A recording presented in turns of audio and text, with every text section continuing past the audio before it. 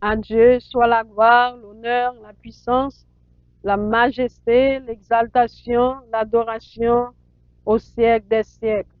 Je bénirai l'Éternel en tout temps. Sa louange sera toujours dans ma bouche.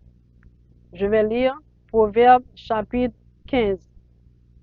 Une réponse douce calme la fureur, mais une parole dure excite la colère. La langue des sages rend la science aimable, et la bouche des insensés répand la folie. Les yeux de l'Éternel sont en tout lieu, observant les méchants et les bons. La langue douce est un arbre de vie, mais la langue perverse brise l'âme. L'insensé dédaie l'instruction de son père, mais celui qui a égard à la réprimande agit avec prudence. Il y a grande abondance dans la maison du juste, mais il y a du trouble dans les profits du méchant. Les lèvres des sages répandent la science, mais le cœur des insensés n'est pas droit.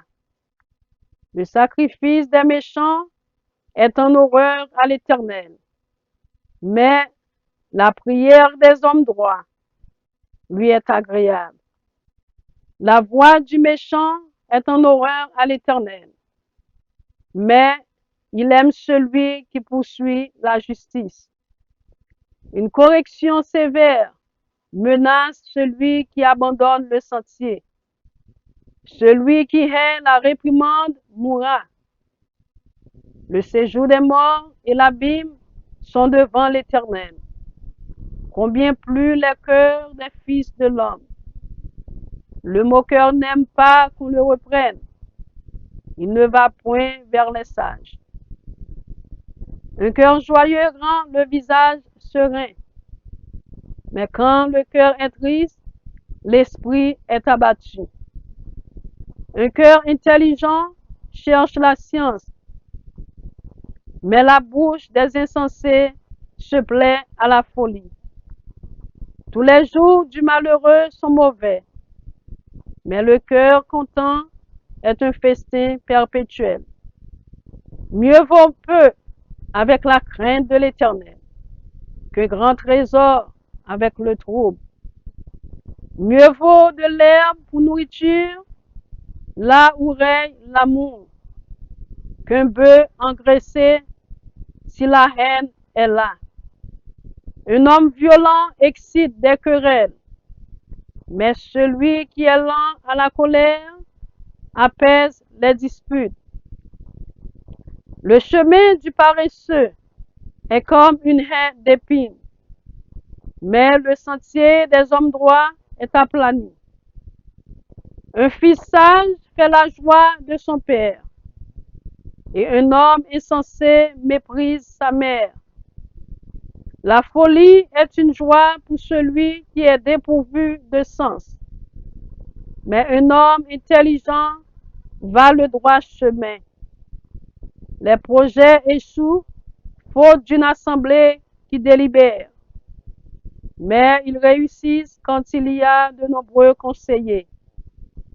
On éprouve de la joie à donner une réponse de sa bouche, et combien est agréable une parole dite à propos.